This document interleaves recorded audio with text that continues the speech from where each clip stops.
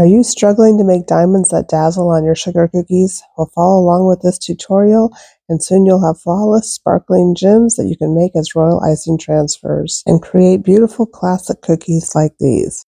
To get started, you're going to need to download the transfer sheet.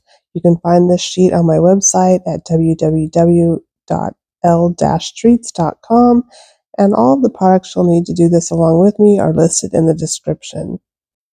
I put my transfer sheet inside of a sheet protector. You could also put it underneath some parchment paper or even inside of a Ziploc bag.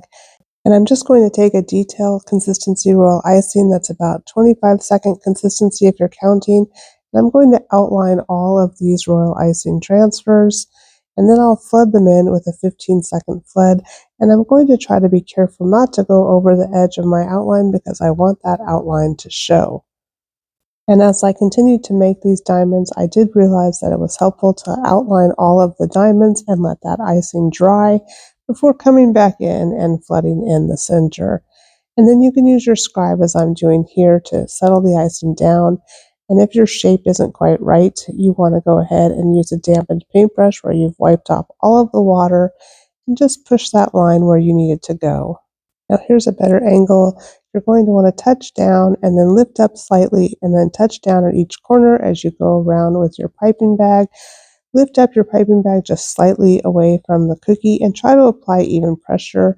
I didn't quite apply even pressure and that's why my line broke, but that's okay. I was able to fix it and then I can just flood it in and use my scribe to get the icing all the way out to all of these points.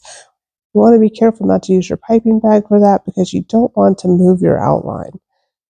However, if you've let your outline dry before coming back in with your royal icing, you won't have to worry about that too much. And let's do that one more time. So you're going to want to touch down, lift up, touching down at each corner, and then going around your diamond and then flooding it in and using your scribe to settle it down. And once you've finished all of your diamonds, set them aside to dry for at least 20 minutes until the icing has crusted over, and then taking your detail consistency white icing, go ahead and make a big V in the middle from the top points down to the bottom point.